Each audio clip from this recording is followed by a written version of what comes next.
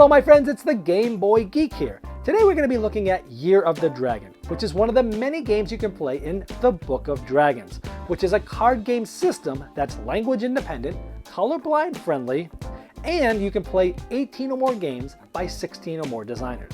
Now the Year of the Dragon is designed by Daniel Solis, and it's a solitaire game where you're trying to match sets of cards and score them together. I'm going to be doing a rules school, so I'm going to give you some context with a quick overview and then show you how to set up and play the game so that you don't have to read the rulebook. So let's get started.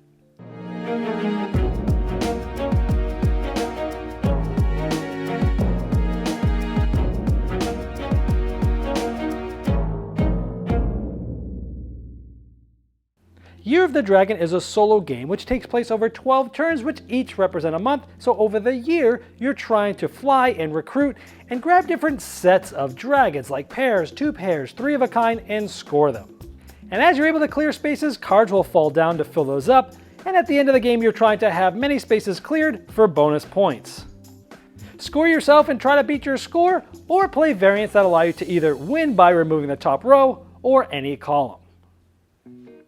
To set up, you'll first shuffle all 40 cards. You're going to begin making a 3x3 grid. Now, the top row of this grid, each of those stacks are going to have 6 cards as this table shows. The middle row, all those 3 stacks are each going to have 4 cards, and the bottom row, each of those 3 stacks will have 3 cards. That will leave 1 card left, which you'll place face up over the top left stack. This will be known as the Master. You'll then flip over the top card of each of the stacks. The object of the game is to score points, and you'll do that by scoring different sets, whether it's pairs or 3 of a kind, 4 of a kind, and so on.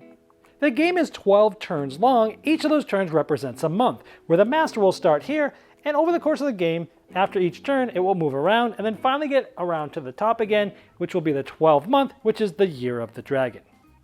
On your turn, you can do one of 3 possible actions. The first possibility is to recruit. When you do so, you look at the column or row that the Master's in this case it's this column, and you can take any one of these 3 cards that's on the top and place it in your hand. These are known as underlings, so in this case I could do this. Now if when I recruited the Master was here, I would have taken one of those 3 cards. If it was here, I would have taken one of those 3 cards. Now at the end of your turn, because you're only doing one action, you would flip up any cards that were face down, and you would move the Master 1 spot clockwise.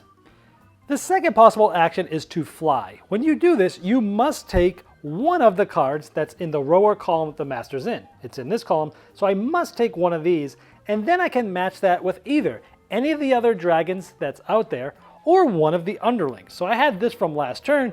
I could match this one because it's in the same column and the underling from my turn and score that as a pair.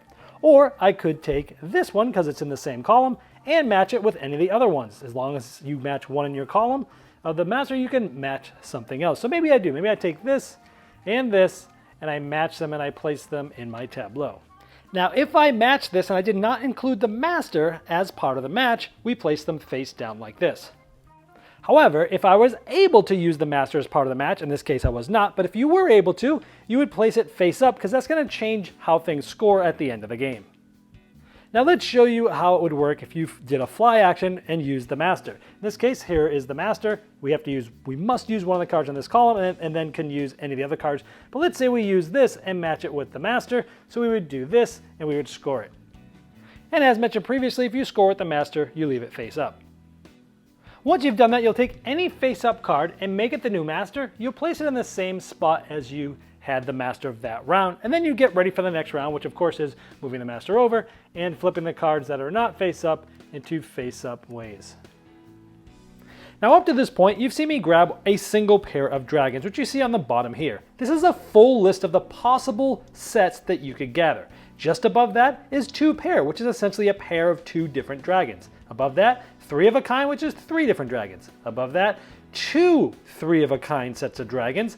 Above that, 4 of a kind, and the hardest one to get is 2 different 4 of a kinds. So how do you get more than 1 pair at a time? So let's show you how you can get more than 1 pair. Now remember, you have to take at least 1 dragon in the row or column where the Master is, But if you look around, there's only one shadow dragon, one forest dragon, and one star dragon in the entire tableau here. And the master doesn't match either, but maybe I have an underling in my hand that matches one of these three dragons, which it doesn't, matches the star. So I could take the underling star dragon in my hand with this one as one pair, and once you've fulfilled having at least one dragon in the row or column that the master's in, you can take any other dragons that are out there anywhere. So I could take this sun pair, or I could take this ice pair, and let's just say I go ahead and take this sun pair. So that would be how I would get two pair, keeping in mind that you can use the master as well and or any underlings in your hand. But let's see what would have happened if I had no underlings and I didn't have a move. Let's say I already used up both my recruit actions for the game and I cannot do so. And in this case, I can't fly because I have nothing. Let's just say I have no more cards in my hand from the underlings, and I go this way, and I can't match up any of these with any other dragons. So if you cannot recruit and you cannot fly, then you must rest. Then you may, if you want, swap the master with any of the face-up dragons when you rest. So I could maybe swap this card for the master like that, and then we get ready for the next turn, so this would come down like this. And sometimes learning how to rest is the most powerful way to increase your final score. Now let's just say it came to about here, and I was going to do a fly action, and I took this dragon because it's in the same row, and this one, and I scored these face down as shown before. But now let's see that this is empty. Next, what you do is have cards fall. So this one would fall down to here, and then this would get flipped up. However, if this was the only card here, it would come down, and if this was empty, then this would come down, and this would flip over like this. However, let's say this card had gotten taken out, and this one would come down, and now we have a completely empty area. Any empty area at the end of the game is going to score you bonus points that I'll go over at the end of the game. So this continues, either taking the recruit action, which is only twice per game, the fly action or the rest action, and then resetting and flipping over cards and moving the master around. Once the master gets here, it is the 12th turn and the 12th month. At the end of that turn, the game ends. Now let's say the game looked like this. For every top pile that's emptied, you'd get 5 points. For every middle pile that's emptied, you'd get 10. And for every bottom pile emptied, you'd get 15 points. Next, you'll add to that score all the piles that you've scored. You'll look at each pile and you'll score them. For example, at the bottom here, one pair would be worth 2 points, and if it included your master, it'd be another 2. If you did a 3 of a kind, it'd be 10 points, and if you used your master in there, it'd be 5 additional points.